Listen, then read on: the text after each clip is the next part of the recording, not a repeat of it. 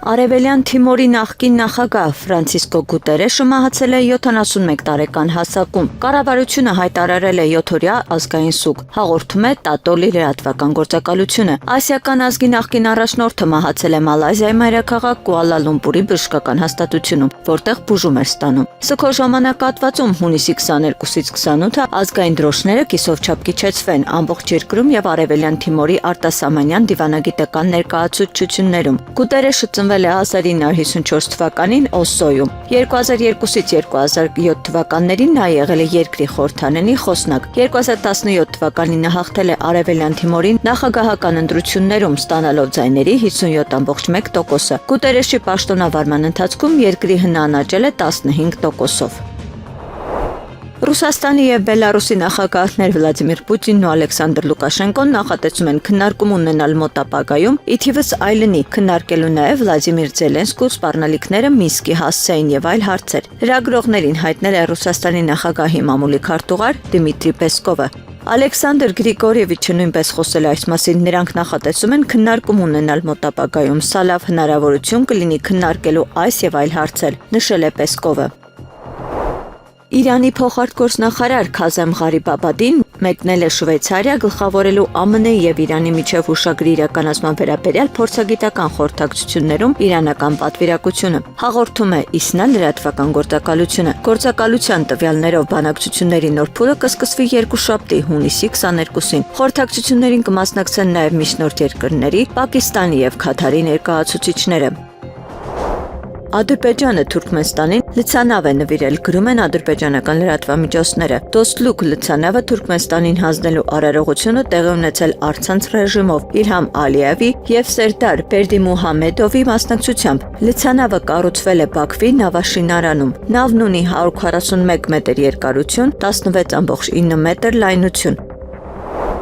Պակիստան եւ Քաթարը համատեղ հայտարարություն են տարածել ԱՄՆ-Իրան միջնորդության բանակցությունների առաջին փուլի ավարտից հետո։ Որոշում է կայացվել ստեղծել բարձր մակարդակի կոմիտե, որին հաշվետու կլինեն բանակցային պատվիրակությունների ղեկավարները։ Համաձայնեցվել է ԱՄՆ-ի եւ Իրանի միջև վերջնական համաձայնագրի մշակման ճանապարհային քարտեզը եւ կողմերի միջև հաստատվել է հաղորդակցության գիծ։ Տեխնիկական խմբերը շաբաթվա ընթացքում Շվեյցարիայի Բյուրգենշտոկ քաղաքում կշարունակեն խորհրդակցությունները մի շարք հարցերի շուրջ։ Բանակցողները համաձայնության են եկել ստեղծել խումբ հակամարտությունները լուծելու, այդ թվում Լիբանանում հրադադարի ապահովման համար։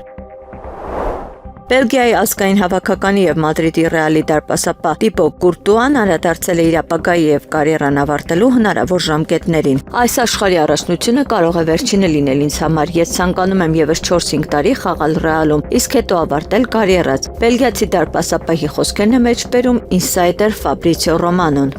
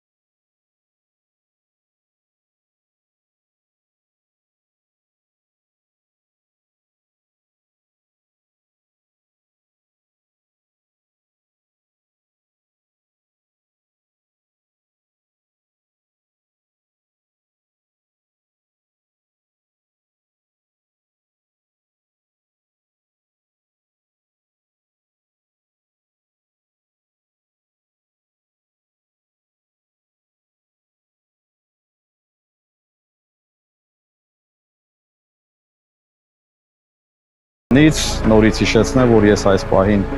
Հորմուզի հենց նեղուցի վրա եմ, Հորմուզ կղզու վրա, որը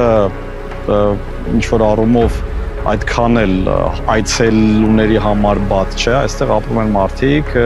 Հորմուզի կղզում, բայց այն հիմնականում ավելի շատ կարելի ասել կատարում է որոշակի ուղղակի ծովային, այսպես ասած, գործառույթ եւ այստեղով նավերը անցում գնում են, որոնց երթևեկը, ինչպես արդեն նշեցի, այս պահին կանգնած է։ Ես ուզում եմ, որ դուք հետևեք մեր այս աշխատանքներին, Եվրամեդիայի 24-ի աշխատանքներին եւ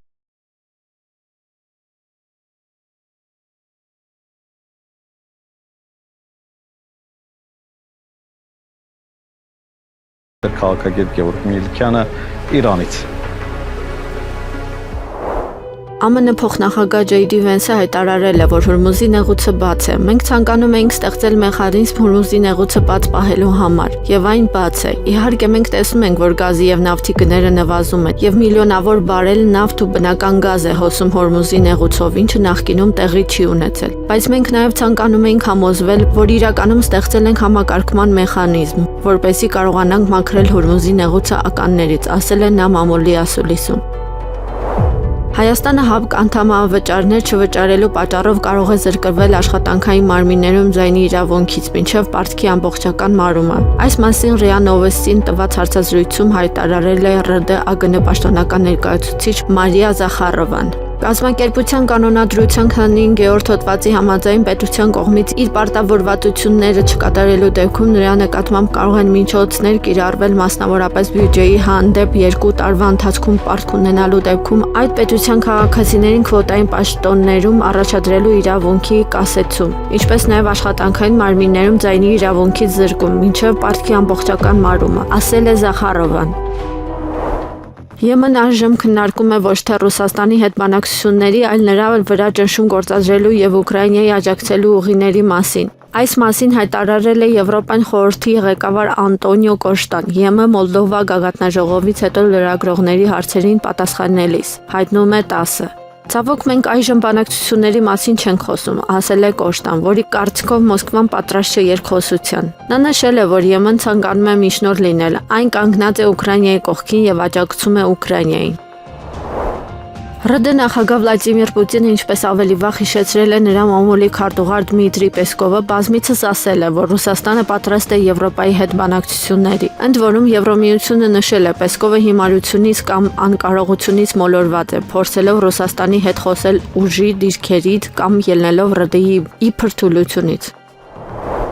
Փամբագետում 8-րդ օրը հայտնաբերվել է 13-ամյա աղջկա մարմինը։ Ներքին գործերի նախարարության փրկարարծառայության ջրասուզակը հայտնաբերել է հունիսի 15-ից որոնվող 2013 թվականին ծնված Մարինե Մարտիրոսյանի մարմինը։ Որոնողական աշխատանքներին ներգրավել էին փրկարարական եւ ոստիկանական ծառայողներ, կամավորներ, ջրասուզակներ, անօդաչու թռչող սարքեր, օգտագործվել են նաեւ նավակներ ու այլ տեխնիկական միջոցներ։ Բարգավաճ Հայաստան կուսակցության առաջնորդ Գագիկ Ծառուկյանին պատկանող Շանգրիլա խաղատան լիցենզիան ուժը կորցրած է ճանաչվել, այս մասին տեղեկացնում է Հայաստանի Հանրապետության էկոնոմիկայի նախարար Գևորգ Պապոյանը։ Օնիրիա Club ՍՊ խաղատան կազմակերպման լիցենզիան ուժը կորցրած է ճանաչվել, այս մասին հայտնել է Պապոյանը, կից հրապարակելով համապատասխան փաստաթուղթը։ Ուժեղ Հայաստան կուսակցության պատգամավորի թեկնածու Դավիթ Ղազինյանի սանիկը Արամ Սարգսյանը կալանավորվել է, հակակոռուպցիոն կոմիտեից հայտնել են, որ նա կալանավորվել է Ղազինյանի նույն ընտրակաշառքի գործով։ Հունիսի 22-ին ժամը 11:43-ին ներքին գործերի նախարարության 112 օպերատիվ կառավարման կենտրոնը հազանգ է ստացվել, որ հրդեհ է բռնկվել Երևան քաղաքի Վիլնյուսի փողոցի շենքերից մեկի բնակարաններից մեկում։ Այս մասին տեղեկանում ենք փրկարարծառայությունից։ Դեպքի վայր են մեկնել ներքին գործերի նախարարության փրկարարծառայության Երևան քաղաքի փրկարարական վարչության հրշեջ փրկարարական ջոկատներից 2 մարտական հաշվարկ եւ ավտոսանդուղթ հրդեհ հաշիջման եւ փրկարարական աշխատանքների կազմակերպման բաժնի հերթապահ։ Պարզվել է, որ հրդեհը բռնկվել 8-րդ հարկում գտնվող բնակարաններից մեկում։ Հրդեհը մեկուսացվել է ժամը 12:18-ին, մարվել 12:35-ին, այրվել է ննջասենյակը գույքով։ Փրկարարները տարհանել են 8 քաղաքացու, 2 քաղաքացի տեղում ստացել է համապատասխան օգնություն։ Մախաչկալայի օդանավակայանում վայրեջք կատարած ինքնաթիռում գտնվել է 186 մարդ։ Նրանք մեկ այլ ինքնաթիռով կուղևորվեն Մոսկվա, հաղորդում է Ինտերֆաքսը։ Հիշեցնենք, Boeing 737-800 ինքնաթիռը տագնապի ազդանշան էր տվել, որը պատկանում է Pobeda ավիաընկերությանը, այն Գյումրու Շիրակ օդանավակայանից թռել է ժամը 12:24-ին, դրանից շուրջ 1 ժամ անց տագնապի ազդանշան տվել եւ սկսել իջնել 3000 մետր բարձրությունից։ Ավիաընկերությունից հայտնել են, որ ինքնաթիռը կատարել է շեղում դեպի Մախաչկալա եւ մասնագետները այժմ ստուգում են ինքնաթիռի տեխնիկական վիճակը։ Երևանի քաղաքապետարանի գործակարգավարական խորհրդակցության ժամանակ քաղաքապետ Տիգրան Ավինյանը հայտնել է 2 նոր նշանակման մասին։ Արման Անդրեասյանը նշանակվել է Երևանի քաղաքապետի խորհրդական, Գարեգին Գրիգորյանը քաղաքապետի աշխատակազմի տրանսպորտի վարչության պետի պաշտոնակատար։ Ավինյանը շնորհավորել է նրանց ու մաղթել արգասաբեր գործունեություն։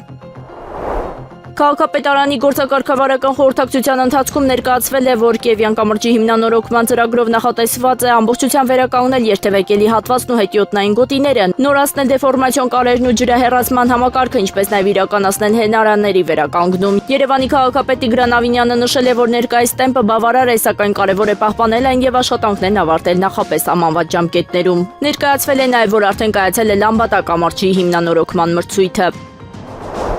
Հունիսի 19-ից 21 արտահանվել է ծիրան 371 տոննա, կեռազ 154 տոննա, ելակ 19 տոննա, պղպեղ 144 տոննա, լոլիկ 76 տոննա, ծաղիկ 390,000 հատ եւ 7 տոննա։ Այս մասին հայտնել է էկոնոմիկայի նախարար Գևորգ Պապոյանը։ Տելեկոմ Արմենիա եւ Ազերտելեկոմ ընկերությունները ստորագրել են երկկողմ համաձայնագիր, որը նախատեսում է երկու երկրների տարածքներով տարանցիկ ինտերնետի փոխանցում եւ մատակարարում կոմերցիոն հիմունքներով։ Համաձայնագրի շրջանակում Տելեկոմ Արմենիան հանդիսանալով տարածաշրջանում առաջատար տարանցիկ օպերատոր ընդլայնում է միջազգային ինտերնետային տրաֆիկի մատակարարման երկրների թիվը եւ աշխարհագրությունը, ապահովելով տարանցումը սեփական ենթակառուցվածքների միջոցով դեպի Ադրբեջան։ Համաձայնագիրը նպատակ ունի նպաստելու տարածաշրջանում կապուղիների դիվերսիֆիկացմանը, հեռահաղորդակցության ցանցերի հուսալիության բարձրացմանը եւ տելեկոմ ոլորտում համագործակցության զարգացմանը։ Այս նորությունը տարակարծությունների առիթ է տվել։ Սահմանադրական դատարանի երկու դատավոր չեն մասնակցի ընտրությունների արդյունքների վիճարկման գործի քննությանը։ Ըստ Սահմանադրական դատարանի որոշման Արտակ Զեյնալյանը եւ Վլադիմիր Վարդանյանը կանխակալ վերաբերմունք ունեն որպես կողմ հանդիսացող եկող անձի, նրա ներկայացուցիչ դատավարության այլ մասնակիցների նկատմամբ։ Սահմանադրական դատարանը գործով որպես երրորդ կողմ է ներգրավել նաեւ քաղաքացիական պայմանագրին։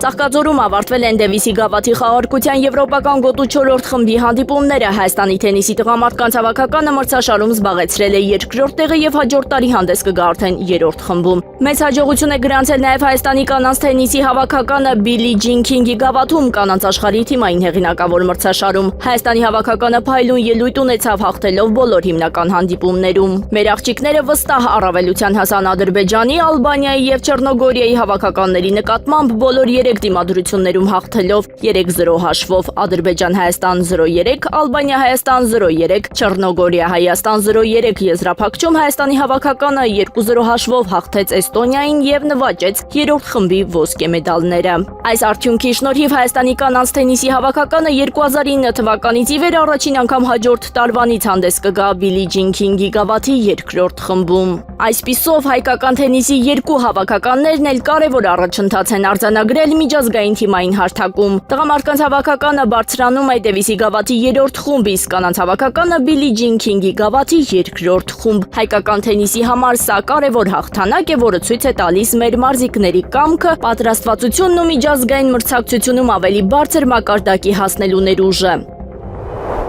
Մեծ Բրիտանիայի վարչապետ Քիր Սթարմերը հայտարարել է իր հրաժարականի մասին։ Նա հայտարարել է, որ մտադիր է հեռանալ լեյբորիստական կուսակցության ղեկավարի պաշտոնից։ Նա նշել է, որ Բրիտանիայում իշխող լեյբորիստական կուսակցության նոր առաջնորդի ընտրությունները կսկսվեն հուլիսի 9-ին։ Սթարմերը նշել է նաև, որ կշարունակի Մեծ Բրիտանիայի վարչապետի լիազորություններն իրականացնել մինչև իր իրավահաջորդի ընտրվելը։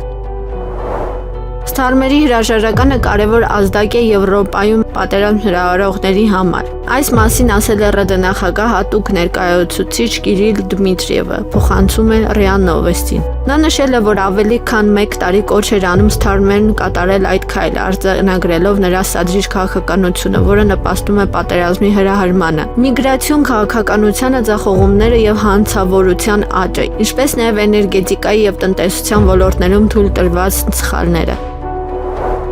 Շվեյցարիայում այսօր հունիսի 22-ին փորձագիտական մակարդակով բանակցություններ են նախատեսված Իրանի եւ ԱՄՆ-ի միջև։ Կողմերը քննարկելու են հուշագրի իրագործման մեխանիզմներն ու համապատասխան հանձնաժողովների ստեղծումը։ Այս մասին հայտնում է իրանական ինքնագործակալությունը։ Այսօր երկուշաբթի օրը Շվեյցարիայում ԱԳ փոխնախարար Կազեմ Ղարիբադիի նախագահությամբ Իրանի եւ ԱՄՆ-ի միջև կանցկացվեն Իսլամաբադի փոխըմբռնման հուշագրի կիրառման մեխանիզմներ եւ համապատասխան աշխատանքային խմբերի ձևավորման շուրջ տեխնիկական բանակցությունները, նշված է գործակալության տելեգրամյան ալիքում։ Մեջլիսի խոսնակ Մուհամմեդ Բաղեր Ղալիբաֆի գլխավորած իրանական պատվիրակությունը ԱՄՆ-ի հետ նախկինում ստորագրված հուշագրի իրականացման վերաբերյալ 18 ժամ տևած բանակցություններից հետո լքել է Շվեյցարիան եւ ուղևորվել Թեհրան։ Այս մասին իր տելեգրամ ալիքում հայտարարել է Իրանի արտաքին գործերի նախարար Աբբաս Արաղչին։ Ավելի վաղ Թեհրանի եւ Վաշինգտոնի միջև միջնորդների հանդիսացող Կատարն ու Պակիստանը հայտարարել էին, որ Բյուրգենշտոկում կողմերը մշակել էին Իրանի եւ Միացյալ Նահանգների միջև վերջնական համաձայնագրի կնքման ճանապարհային քարտեզ։ Ավելին կստեղծվի հատուկ կոմիտե բանակցությունները վերահսկելու համար։ ԱՄՆ ռազմական գերատեսչության ծախսերը Իրանի դեմ գործողության համար կազմել է մոտավորապես $40 միլիարդ։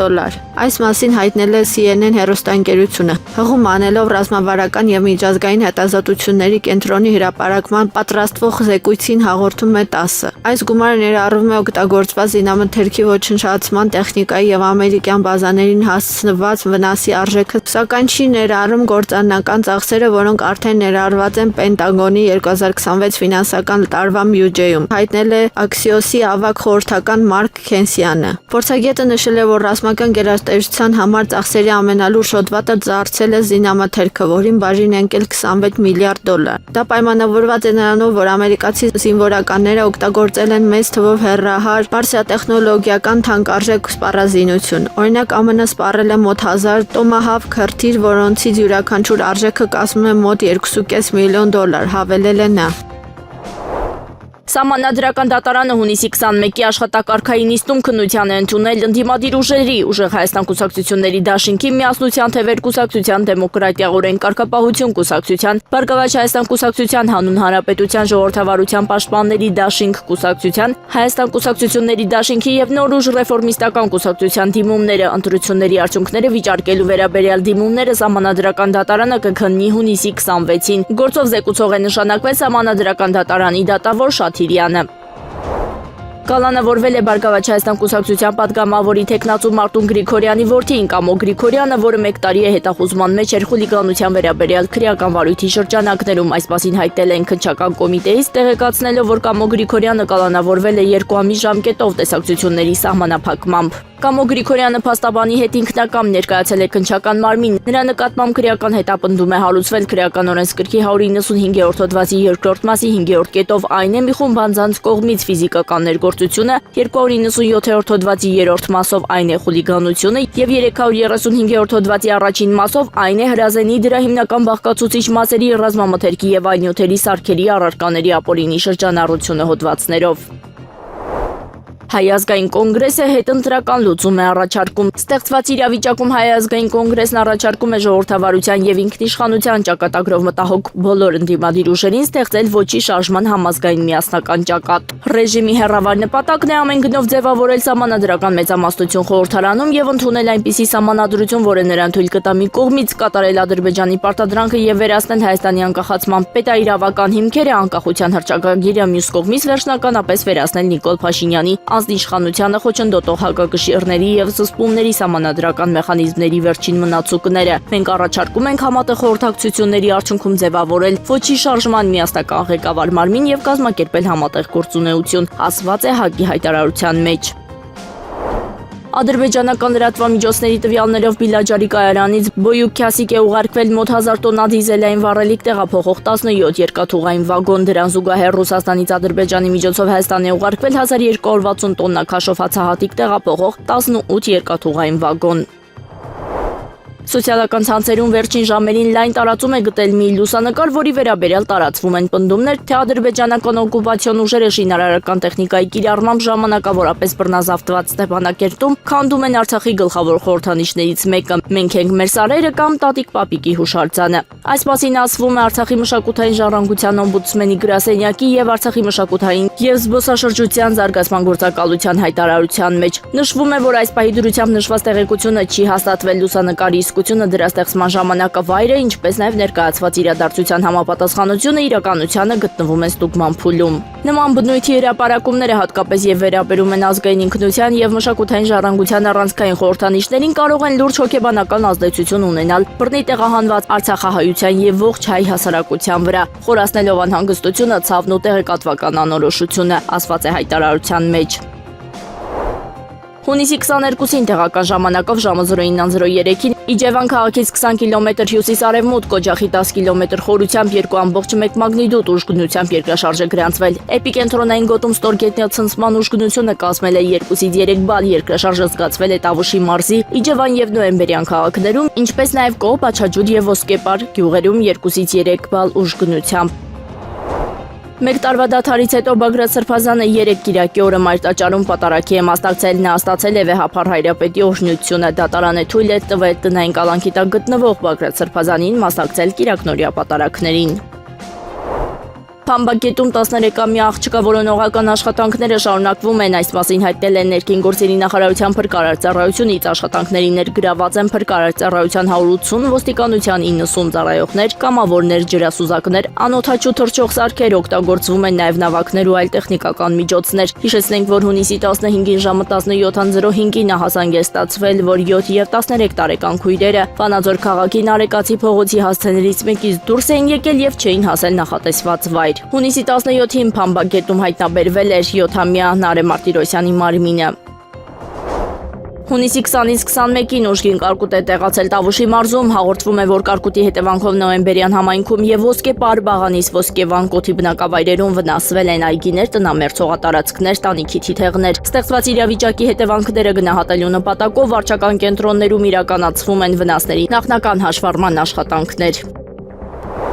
Իսրայելի պաշտպանության բանակը հայտարարել է, որ վերացնում է բնակչության համար այն բոլոր սահմանափակումները, որոնք շարունակում էին գործել Լիբանանի հետ սահմանի մոտ գտնվող շրջաններում։ Այս մասին հաղորդագրություն է տարածել ԻՊԲ-ի Telegram ալիքում։ Սկսած 2026 թվականի հունիսի 22-ին ժամը 6-ի շփման գծի շրջանում բոլոր սահմանափակումները կվերացվեն, նշված է հաղորդագրության մեջ։ ԻՊԲ-ն հավելում է, որ այդ շրջանի բնակավայրերը մասնակի ակտիվությունից կանցնեն ակտիվության լիարժեք մակարդակի առանց սահմանափակումների։ Ավելի վաղ սահմանափակումները փուլ առ փուլ վերացվել են Իսրայելի մնացած տարածքում։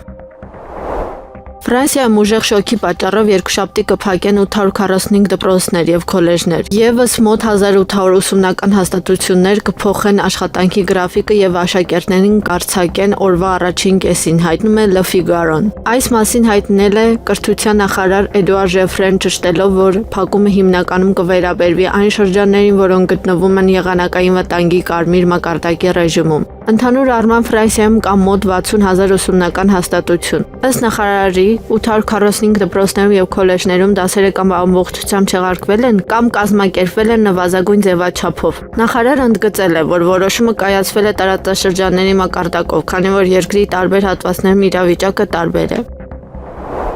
Իրանական պատվիրակությունը լքել է Շվեյցարիայում բանակցությունների անցկացման վայրի նշան Թրամփի սպառնալիքների դեմ բողոքի։ Այս մասին հայտարարել է Իրանի բանակցային պատվիրակության անդամը։ Իրանի բանակցային պատվիրակության անդամը հայտարարել է, որ երկխոսությունը չի վերսկսվի, քանի դեռ Լիբանանում ռազմական գործողությունները չեն դադարեցվել։ Մինչդեռ Նեթանյահուն հայտարարել է, որ իսրայելական ուժերը կմնան Լիբանանի հարավում այնքան ժամանակ, որքան անհրաժեշտ կլինի Իսրայելի անվտանգությունն ապահովելու համար։ Միացյալ Նահանգների եւ Իրանի բանակցությունները շարունակվել են ողջ գիշեր։ Ուշադրություն չենք դարձնում ամերիկյան սպառնալիքներին, պատրաստ ենք պատասխան տալ։ Այս մասին Twitter-յան էջում գրել է Իրանի խորհրդարանի խոսնակ Մոհամմադ Բաղեր Ղալիբաֆը։ Իրանի խորհրդարանի նախագահը արձագանքելով ԱՄՆ նախագահի հայտարարություններին ասել է. «Միթե իրենք չեն մտածում, որ եթե իրենց սպառնալիքները արդյունք տային, այսօր այսպիսի անելանելի վիճակում չէին հայտնվի։ Մենք ամերիկացիների սպառնալիքները լուրջ չենք ընդունում եւ հաշվի չենք առնում։ Ավելի լավ է ամերիկացիները զգուշ լինեն իրենց հայտարարություններում։ Մեր զինված ուժերը պատրաստ են այլ կերպ պատասխան տալ նրանց, ինչքան էլ խոսեն, գործը մենք ենք անում», նշել է Ղալիբաֆը։ Մոսկվայի տարածաշրջանում բենզինի գները կտրուկ բարձրացել են, հաղորդում են ռուսական լրատվամիջոցները։ Մեկ շաբաթվա ընթացքում Մոսկվայում AI 95 տեսակի բենզինի արժեքը աճել է գրեթե 2 ռուբլիով եւ գերազանցել 75 ռուբլին 1 լիտրի դիմաց։ Իսկ Մոսկվայի մարզում աճը կազմել է ավելի քան 3 ռուբլի։ Նմանատիպ իրավիճակ է նաեւ դիզելային վառելիքի շուկայում։ Շուկայի ներկայացուցիչները հիմնականում պատճառ են համարում ուկրաինական անօդաչու թռչող սարքերի համակարգված հարվածները նավթավերամշակման գործարաններին։ Մայիսին հարձակումների թիրախ են դարձել 16 նավթավերամշակման գործարաններ, ընդ որում ոլորտի 10 խոշորագույն ձեռնարկություններից 8-ը։ Ռուսական հացահատիկն Ադրբեջանի տարածքով կառաքվի Հայաստան, այս մասին հայտնում է ադրբեջանական ապագործակալությունը։ Ադրբեջանական լրատվամիջոցի տվյալներով այսօր Ադրբեջանի տարածքով դեպի Հայաստան կուղարկվի ռուսական հացահատիկով բեռնված 7 վագոն 790 տոննա ընդհանուր քաշով։ Փամբագետում 13-ամյա աղջկա որոնողական աշխատանքները շարունակվում են։ Աշխատանքներին ներգրաված են փրկարարծառայության 167 ոստիկանության 90 ծառայողներ, կամավորներ, ջրասուզակներ, անօդաչու թռչող սարքեր, օգտագործվում են նաև նավակներ ու այլ տեխնիկական միջոցներ, այս մասին հայտնում է փրկարարծառայությունը։ Հիշեցնենք, որ հունիսի 15-ին ժամը 17:05-ին տեղեկություններ էին ստացվել, որ 7 եւ 13 տարեկան երկու քույրեր Վանաձոր քաղաքի Նարեկացի փողոցի հասցեներից մեկից դուրս էին եկել եւ չէին հասել նախատեսված վայր։ Հունիսի 17-ին Փամբագետում հայտնաբերվել էր 7 տարեկան Նարե Մարտիրոսյանի մարմինը։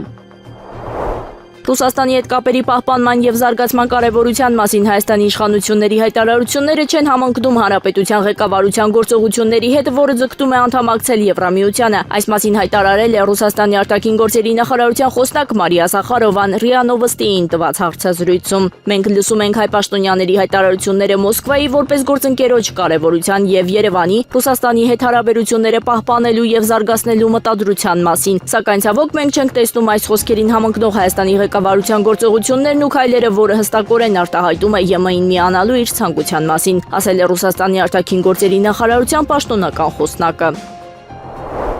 Եղանակը առաջիկա օրերին Հանրապետության տարածքում հունիսի 22-ին առավելապես երեկոյան ժամերին 23-ին 25-ից 26-ը կեսօրից հետո առանձին շրջաններում 24-ին շրջանների զգալի մասում օրվա ընթացքում սպասվում է կարճատև անձրև եւ ամպրոպ, տեղ-տեղ հնարավոր է նաեւ կարկուտ։ Օդի ջերմաստիճանը հունիսի 24-ին ցերեկային ժամերին աստիճանաբար կնվազի 5-ից 7 աստիճանով։ Երևան քաղաքում հունիսի 25-ից 26-ը սպասվում է առանց ստեղումների եղանակ։ Հունիսի 22-ի երեկոյան ժամերին քաղաքի առանձին հատվածներում, 23-ի երեկոյան 24-ին օրվա ընթացքում սպասվում է կարճատև անձրև եւ ամպրոպ։